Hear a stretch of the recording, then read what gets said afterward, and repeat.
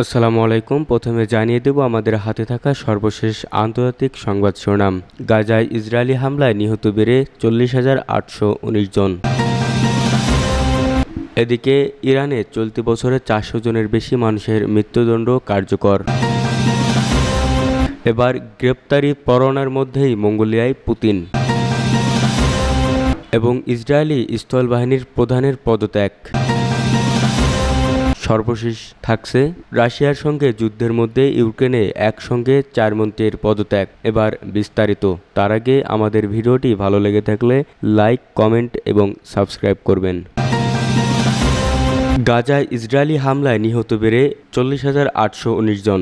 অবরুদ্ধ গাজা উপত্যকায় চলমান ইসরায়েলি হামলায় নিহত ফিলিস্তিনিদের সংখ্যা বেড়ে 40,819 জনে পৌঁছেছে বলে জানিয়েছে ফিলিস্তিনি স্বাস্থ্য মন্ত্রণালয়। মঙ্গলবার এক বিবৃতিতে মন্ত্রণালয়টি বর্বর ইসরায়েলি বাহিনীর হামলায় গাজা উপত্যকায় নিহত ও আহত ফিলিস্তিনিদের সর্বশেষ পরিসংখ্যান প্রকাশ করেছে। ফিলিস্তিনি স্বাস্থ্য মন্ত্রণালয়ের তথ্য অনুযায়ী অবরুদ্ধ উপত্যকায় 2023 সালের 7 অক্টোবর থেকে ইসরায়েলি হামলায় বিপুল সংখ্যক ফিলিস্তিনি নিহত হয়েছেন। এছাড়াও ইসরায়েলি হামলায় গাজা উপত্যকায় আহত ফিলিস্তিনিদের মোট সংখ্যা বেড়ে 94,291 জনে দাঁড়িয়েছে।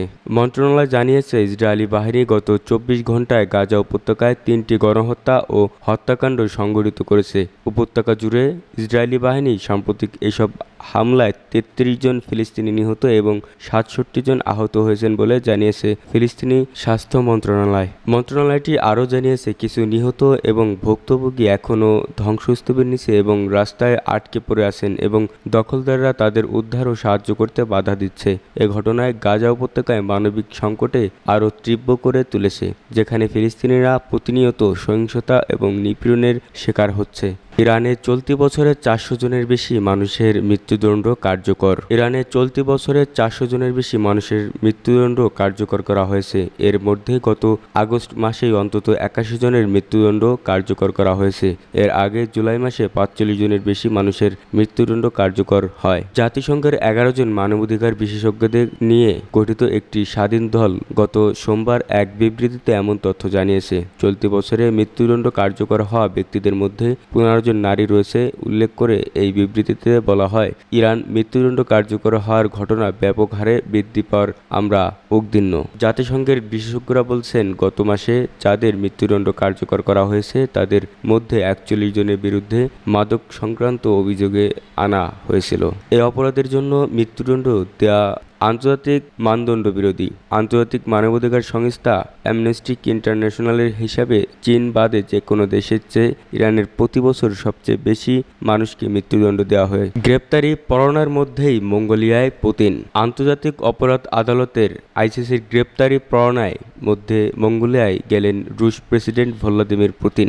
মঙ্গলবার দেশটির রাজধানী উলানবাটে পৌঁছেছেন তিনি। গত বছর 17 মার্চ গ্রেপ্তারি পরোয়ানা জারির পর এই প্রথম আইসিসির কোনো সদস্য দেশ সফরে গেলেন পুতিন। খবর আল জাজিরা, নিউ ইয়র্ক টাইমের। রাশিয়ার রাষ্ট্রীয় গণমাধ্যমে মঙ্গোলিয়ার রাজধানী উলানবাটরে পুতিনকে বহনকারী বিমান অবতরণ করার খবর প্রচার করা হয়। ইউক্রেনীয় শিশুদের বেআইনিভাবে রাশিয়ায় সরিয়ে নিয়ে যাওয়ার দায়ে 2023 সালে পুতিনের বিরুদ্ধে গ্রেপ্তারি পরোয়ানা জারি করে আইসিসি। সাধারণত রোম চুক্তি অনুযায়ী যাদের বিরুদ্ধে গ্রেপ্তারি পরোয়ানা জারি করা হয়েছে তারা আইসিসির সদস্য যে কোনো রাষ্ট্রে পা রাখলে গ্রেপ্তারের সংখ্যা রয়েছে। তবে আদালত কোনো দেশকে এই বিষয়ে চাপ প্রয়োগ করতে পারেন না। আইসিসির সদস্য হওয়া সত্ত্বেও উলানবাটর পুতিনকে গ্রেপ্তারের আদেশ পালন করলেও আদালতের তেমন কিছু করার নেই। এদিকে পুতিনকে গ্রেপ্তার করতে মঙ্গোলিয়ার প্রতি আহ্বান জানিয়েছে আইসিসি, ইউক্রেন, পশ্চিমা কয়েকটি দেশ ও বিভিন্ন মানবাধিকার সংগঠন। কিন্তু রাজধানী উলানবাটর পৌঁছালে পুতিনকে উষ্ণ অভ্যর্থনা জানায় মঙ্গোলিয়া। রাজধানীর চেঙ্গিস খান স্কোয়ারে দুই দেশের পতাকা উত্তোলন করা হয়েছে বন্ধুত্বের প্রতীক হিসেবে। পুতিনের সফর শুরুর আগের দিন অল্প কিছু মানুষ বিক্ষোভ প্রদর্শন করেছিল। তাদের হাতে থাকা প্ল্যাকার্ডে লেখা ছিল, যুদ্ধাপরাধী পুতিনকে তাড়িয়ে দাও। সফরকালে পুতিনকে গ্রেপ্তার করার জন্য মঙ্গোলিয়ার প্রতি আহ্বান জানিয়েছে ইউক্রেনও। তবে মঙ্গোলিয়া কখনোই রাশিয়ার বিরুদ্ধে অবস্থান নেয়নি। রুশ অভিযানের সমালোচনা থেকে বিরত থাকার পাশাপাশি মস্কোর বিরুদ্ধে জাতিসংঘে ভোটদানের বিরত ছিল। অ্যামনেস্টি ইন্টারন্যাশনাল মঙ্গোলিয়ার নির্বাহী পরিচালক আলতান্তুয়া বাত্রোজ বলেছেন, পুতিন একজন অপরাধী। আইসিসির কোনো সদস্য দেশে নিরাপদে সফর করতে পারলে তার আগ্রাসী মনোভাব আরও বৃদ্ধি পাবে। আইসিসির সদস্যরা গ্রেপ্তারি পরোয়ানা থাকা কোনো ব্যক্তিকে আইনের আওতায় আনতে চুক্তিবদ্ধ, তবে কোনো দেশকে এই শর্ত মেনে চলতে বাধ্য করার সামর্থ্য সংস্থাটির নেই। পুতিনের একজন মুখপাত্র গত সপ্তাহে জানিয়েছেন, সফরকালে রুশ প্রেসিডেন্টকে গ্রেপ্তারের ভয়ে থাকতে হবে বলে মনে করেন না ক্রেমলিন। কারণ সোভিয়েতের পতনের পর থেকে মঙ্গোলিয়া বেইজিং ও মস্কোর সঙ্গে সুসম্পর্ক রেখে চলেছে। দেশটির পক্ষ থেকে বলা হয়েছে, তাদের হামলার লক্ষ্য ছিল পূর্ব ইউক্রেন থেকে রুশ বাহিনীকে তাড়ানোর ব্যবস্থা করা। ইউক্রেনের প্রেসিডেন্ট ভলোদিমির জেলেনস্কি বলেন, প্রতিশোধ কী জিনিস তা অনুধাবন করবে রাশিয়া। তারা আমাদের ধ্বংস করতে চেয়েছিল, কিন্তু আমাদের ভূখণ্ডে রাশিয়া যা করতে চেয়েছিল সেটি এখন তাদের নিজ ভূখণ্ডেই ফিরে এসেছে। এখন বুঝুক তারা আসলে কি করেছে। ইউক্রেনিরা জানে কিভাবে তাদের লক্ষ্য অর্জন করতে হয়। রাশিয়ার কাছ থেকে দখলদার অঞ্চলগুলোকে বিনিময় তহবিল হিসাবে বর্ণনা করে তিনি বলেন, ইউক্রেনে মস্কোর দখল করা অঞ্চলগুলোর সঙ্গে এগুলোর বিনিময় হতে পারে। ইসরায়েলি স্থল বাহিনীর প্রধানের পদত্যাগ। দখলদার ইসরায়েলের প্রধানমন্ত্রী বেনিয়ামিন নেতানিয়াহুর বিরুদ্ধে তেল আবিবে ব্যাপক বিক্ষোভ প্রতিবাদের মাঝেই পদত্যাগের ঘোষণা দিলেন দেশটির স্থলবাহিনীর প্রধান মেজর জেনারেল তামির ইয়াদাই। ইসরায়েলের সামরিক বাহিনীর পক্ষ থেকে এ তথ্য নিশ্চিত করে জানানো হয়েছে, ব্যক্তিগত কারণেই তিনি এই সিদ্ধান্ত নিয়েছেন।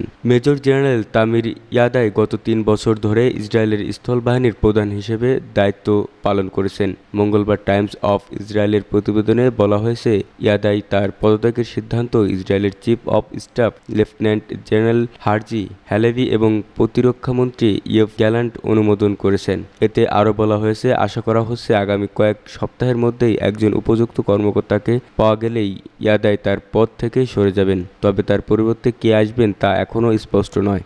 ইয়াদাই আপাতত ছুটিতে থাকবেন এবং পরে সামরিক বাহিনীতে অন্যান্য গুরুত্বপূর্ণ পদের জন্য তার প্রার্থিতা জমা দেবেন বলে জানা গেছে।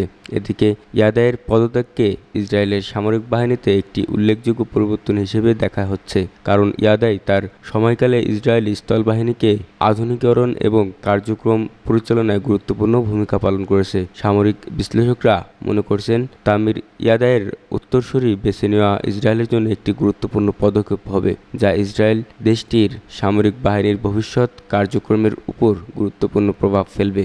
রাশিয়ার সঙ্গে যুদ্ধের মধ্যে ইউক্রেনে একসঙ্গে 4 মন্ত্রীর পদত্যাগ। রাশিয়ার বিরুদ্ধে যুদ্ধরত ইউক্রেনে 4 মন্ত্রী পদত্যাগ করেছেন। এদের মধ্যে জেলেনস্কির ডেপুটি চিফ অফ স্টাফদের একজন রোস্টিস্লাভ শুমার্কেও বরখাস্ত হয়েছেন। তিনি অর্থনীতির বিষয়টি দেখভাল করতেন। মঙ্গলবার বার্তা সংস্থা রয়টার্সের প্রতিবেদনে এ তথ্য জানানো হয়। প্রতিবেদনে বলা হয়, ইউক্রেনের কৌশলগত শিল্পমন্ত্রী অলেকজান্ডার কামিশিন, উপপ্রধানমন্ত্রী ওলহা স্টেফানসিনারা, বিচারমন্ত্রী এবং পরিবেশ ও পুনর্নির্মাণ বিষয়ক মন্ত্রীদের পদত্যাগের ফলে এখন ইউক্রেনের মন্ত্রিসভার 1/3 পদ খালি পড়ে আছে। চলতি মাসে যুক্তরাষ্ট্রে সফরের আগে দেশের ভেতরে শৃঙ্খলা আনতে এসব পদ পূরণের পদক্ষেপ নিতে পারেন প্রেসিডেন্ট ভলোদিমির জেলেনস্কি ও তার রাজনৈতিক মিত্ররা।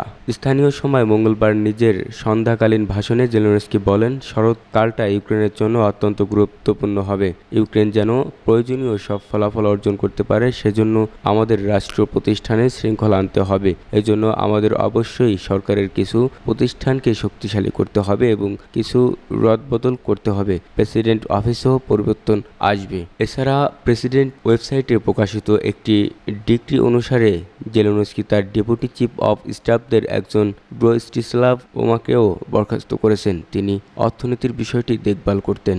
জেলেনস্কির দলের জ্যেষ্ঠ সদস্য ডেভিড আরাখামিয়া বলেন, সরকারের বড় ধরনের রদবদল আনা হবে। এর ফলে অর্ধেকের বেশি মন্ত্রী দপ্তর বদল হবে।